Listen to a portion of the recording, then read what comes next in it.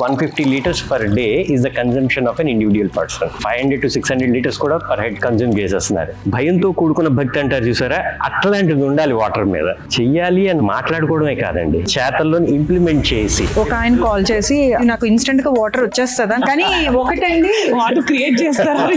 నాకు అవసరానికి తగ్గట్టుగా వాడుకోని, అంటే దీంట్లో కన్జ్యూస్ గా ఉండమని చెప్పట్లేదు.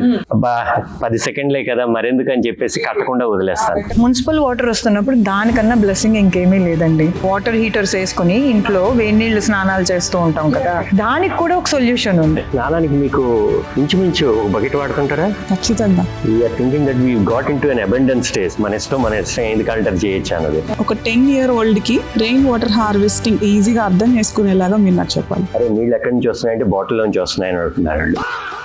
దాని మెయింటెనెన్స్ ఏంటి, దాని పవర్ ఎంత అవుతుంది, అసలు ఎక్కడి నుంచి వాటర్ వెళ్తుంది.